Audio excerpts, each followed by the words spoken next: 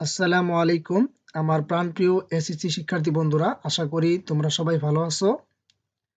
আজকে আমি তোমাদের সামনে তোমাদের রাইট ফর্মস অফ ভার্বস থেকে আলোচনা করব দুটি পেসেজ নিয়ে। তো এখানে তোমরা দেখতে পাচ্ছ চিটাগং বোর্ড 2025 এই বোর্ড চিটাগং বোর্ড 2025 এই প্রশ্নটি তোমাদেরকে সমাধান করে দেখাবো এবং রাজশাহী বোর্ড 2025 প্রশ্নটি সমাধান করে দেখাবো। টেবিলে কিছু শব্দ দেওয়া আছে। এই প্রত্যেকটি শব্দের আমি অর্থ বলে দিচ্ছি। ওয়ে অর্থ হচ্ছে ওজন করা, রিকোয়ার অর্থ প্রয়োজন, থিঙ্ক অর্থ চিন্তা করা, বি অর্থ হওয়া, ফেস অর্থ সম্মুখীন হওয়া বা মুখোমুখি হওয়া, চিট অর্থ প্রতারণা করা, বার্গেইন দামাদামি করা, বি হওয়া, ট্রেক নেওয়া, হ্যাভ আছে বা থাকা। তো চলো আমরা এবার প্যাসেজটি দেখি।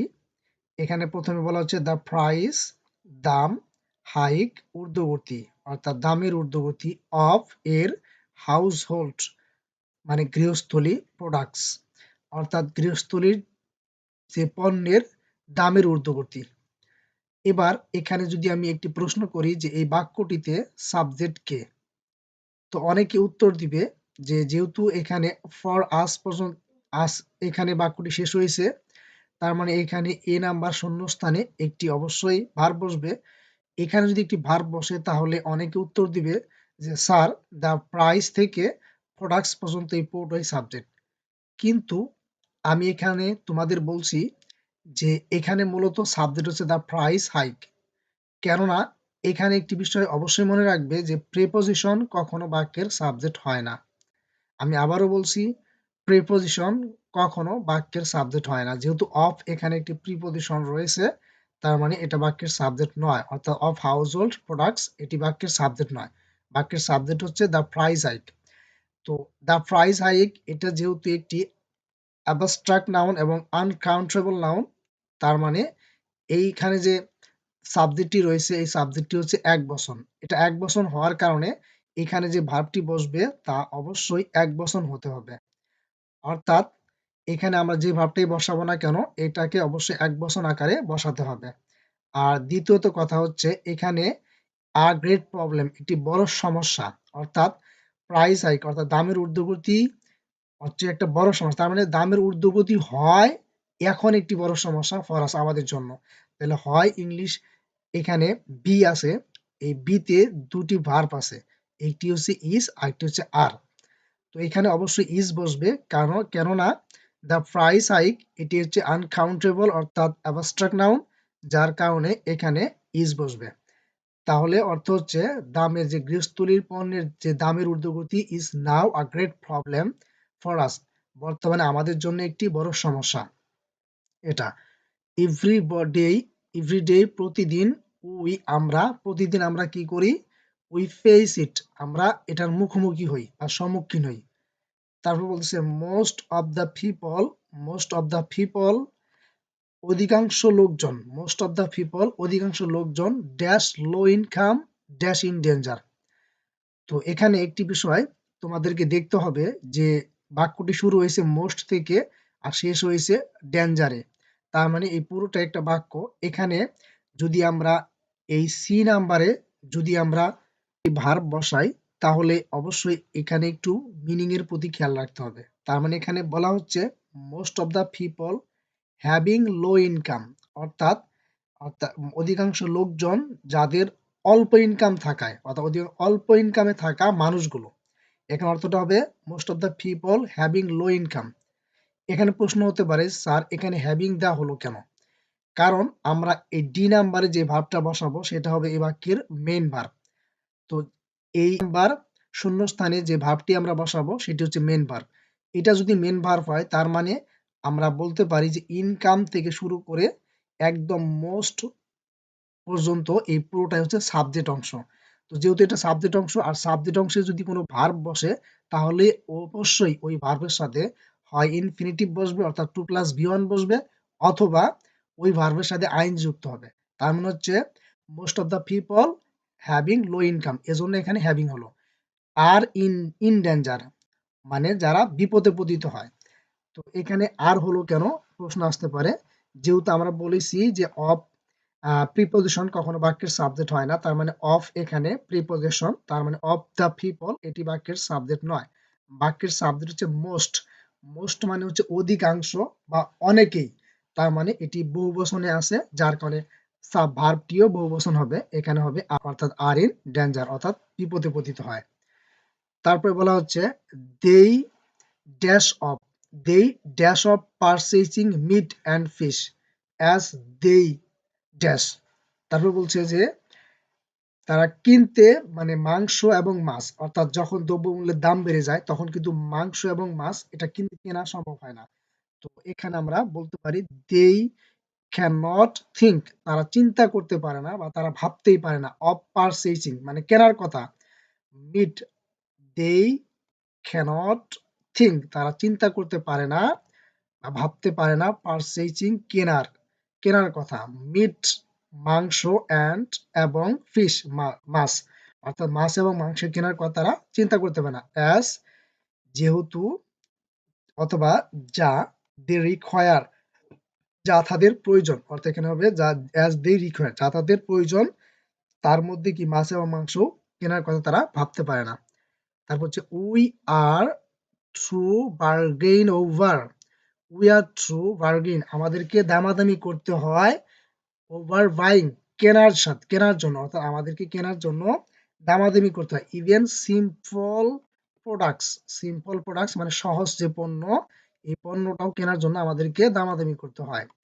মেনি টাইমস অনেক সময়, দ্য বায়ার্স অনেক সময় ক্রেতারা, অর্থাৎ যারা বায়ার্স ক্রেতারা, বায়ার্স আর চিটেড অর্থাৎ ক্রেতারা প্রতারিত হয়, দ্য সেলার্স, দ্য সেলার্স বিক্রেতারা চিট প্রতারণা করে, দ্য বায়ার্স ক্রেতাদের সাথে, অ্যাট দ্যাট টাইম ওই সময়, অর্থাৎ ওই সময়, অর্থাৎ at that time of, of এখানে একটি প্রিপোজিশন, অবশ্যই প্রিপোজিশনের পরে এখানে মনে রাখতে হবে যে প্রিপোজিশনের পরে যদি ভার্ব আসে তাহলে ওই ভার্বের সাথে অবশ্যই আইএনজি যুক্ত করতে হবে। অফ উইং সামথিং অর্থাৎ কিছু ওজন করার সময় বিক্রেতারা ক্রেতাদেরকে প্রতারিত করে। সাম স্টেপস কিন্তু কিছু পদক্ষেপ, দেখো এখানে সাম স্টেপস কিন্তু কিছু পদক্ষেপ, হ্যাভ তার মানে বলতে পারি হ্যাভ বিন টেকেন নেওয়া হয়েছে বাই দ্য গভর্নমেন্ট, অর্থাৎ বাক্যটি প্যাসিভ ভয়েসে আছে, যেহেতু সাম স্টেপ সরাসরি কাজ করতে পারে না, এখানে সাম স্টেপসকে যদি আমরা সাবজেক্ট ধরি তাহলে এটা সরাসরি কাজ করতে পারবে না, তাহলে আমরা বলবো সাম স্টেপস বা have been taken by the government to identify the culprits, অর্থাৎ এই যে যারা কালপ্রিটস আছে, অর্থাৎ এই সমস্ত কালপ্রিটদেরকে শনাক্ত করার ক্ষেত্রে, দোষীদেরকে শনাক্ত করার ক্ষেত্রে সরকার কিছু পদক্ষেপ নিয়েছে। এখানে জি নাম্বার একটি কথা বলে দেই যে উই আর ট্রু, ট্রু হচ্ছে একটি প্রেপোজিশন, আর ট্রু এর পরে অবশ্যই ভার্বের প্রেজেন্ট ফর্ম আসে, যার ফলে এখানে বার্গেইন হবে, অন্য কিছু বসবে না। এবার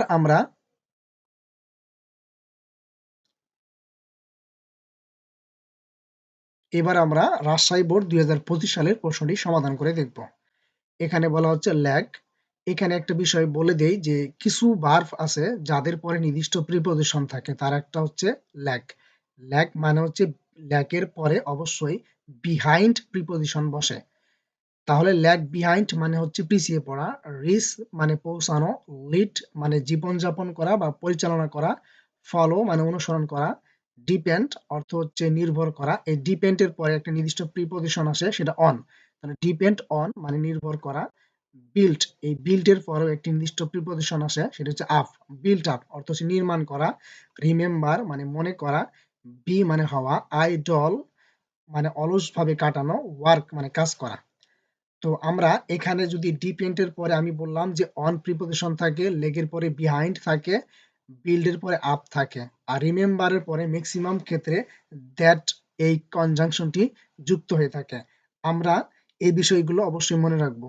আমি আমার শিক্ষার্থী বন্ধুদেরকে বলবো তোমরা অবশ্যই এটিকে নোট করে নাও, অর্থাৎ লিখে নাও। আমি আবারও বলছি লেগ এর পরে বিহাইন্ড প্রিপোজিশন বসে, তার মানে তোমরা লিখে নাও লেগ বিহাইন্ড মানে পিছিয়ে পড়া, তারপরে তোমরা লিখে নাও ডিপেন্ড অন অর্থ নির্ভর করা, তারপর লিখে নাও বিল্ড আপ অর্থ নির্মাণ করা বা গড়ে তোলা, তারপর লেখানো রিমেম্বারের পরে ম্যাক্সিমাম ক্ষেত্রে কনজাংশন অথবা কানেক্টর দ্যাট বসে, সেই ক্ষেত্রে রিমেম্বার দ্যাট এটা মনে রাখতে পারো যে মনে করা হয় যে বা এরকম অর্থ দেয়।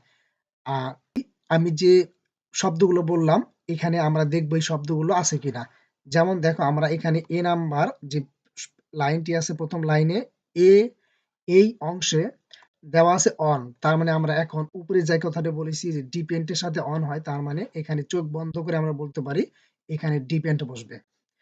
তারপরে দেখো এই যে আপ দেওয়া আছে আপ, তার মানে এখানে হবে বিল্ট আপ। তারপরে দেখো যে এখানে দেওয়া আছে দ্যাট, দ্যাট তার মানে এখানে হবে রিমেম্বার, এখানে অর্থ হবে এখানে হবে remember.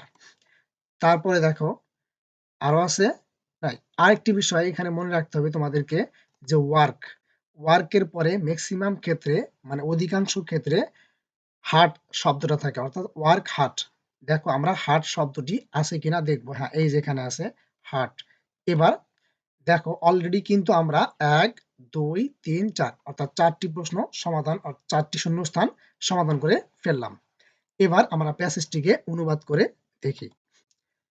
Bangladesh is, Bangladesh is মানে বাংলাদেশ হয় ফুল অফ, এখানে এই শব্দটাকেও তোমাদের আয়ত্ত করে নেবে যে ফুল অফ মানে পরিপূর্ণ, অর্থাৎ ফুল এই ওয়ার্ডটার পরে এই অ্যাডজেক্টিভের পরে অফ প্রিপজিশন বসে।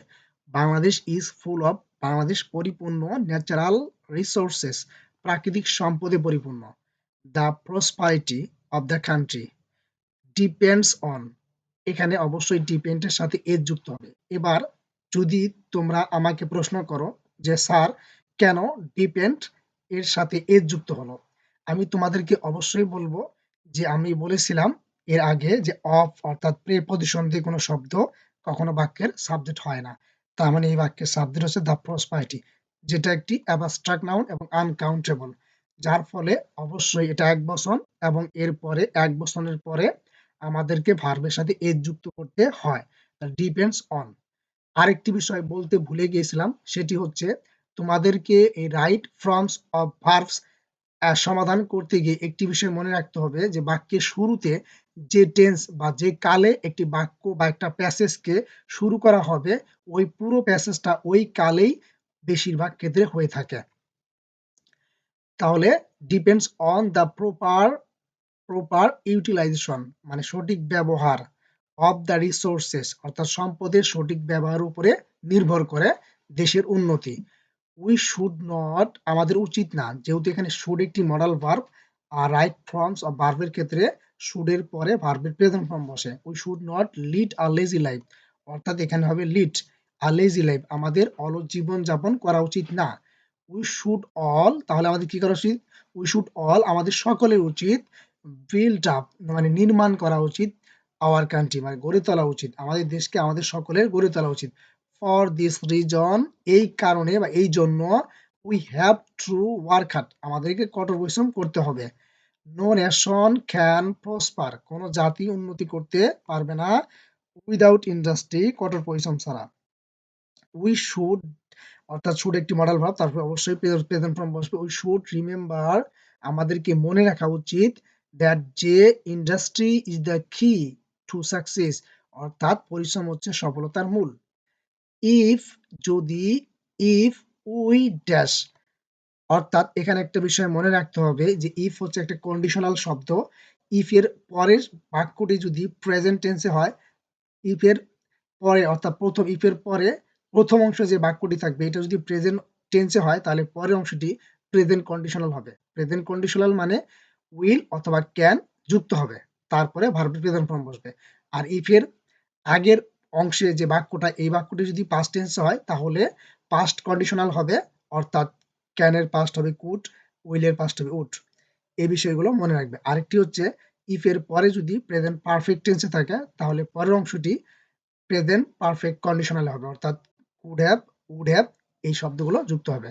তাহলে ইফ উই ড্যাশ অর্থাৎ if we idle the days যদি আমরা কি করি অ্যাওয়ে যদি আমরা দিনটাকে দিনগুলোকে অলসভাবে কাটাই, উই ল্যাগ বিহাইন্ড ওই যে বিহাইন্ড আমরা উই উইল ল্যাগ বিহাইন্ড এখানে হবে উই উইল ল্যাগ বিহাইন্ড আমরা পিছিয়ে পড়বো। দ্য নেশনস জাতিরা দ্যাট দেখো নেশনস এটা বহুবচন, তার মানে এখানে যে ভার্বটি আসবে অবশ্যই বহুবচন হবে। The Nations that R industrious, যে জাতিরা কি পরিশ্রমী, এখানে হবে আর। পৌঁছে গেছে দ্য পিনাকলস অফ ডেভেলপমেন্ট, অর্থাৎ উন্নতি চূড়ায় তারা পৌঁছে গেছে, অর্থাৎ এখানে হবে রিস্ট, পাস্ট টেন্স হবে। সো উই শুড, তাই আমাদের উচিত, ফলো দেম, তাই আমাদের তাদেরকে ফলো অনুসরণ করা উচিত, তাই আমাদের তাদেরকে অনুসরণ করা উচিত। যদি আজকের এই ভিডিওটি তোমাদের ভালো লেগে থাকে তাহলে লাইক, কমেন্ট এবং শেয়ার করো। আর কমেন্টের মাধ্যমে জানাও যে স্যার ক্লাসটি ভালো লেগেছে, আপনি আরো এই ধরনের ভিডিও তৈরি করুন আমাদের জন্য, যা আমাদের জন্য অনেক উপকারী হবে, যেহেতু তোমাদের সামনে এসএসসি পরীক্ষা। আজকে এই পর্যন্তই। আসসালামু আলাইকুম।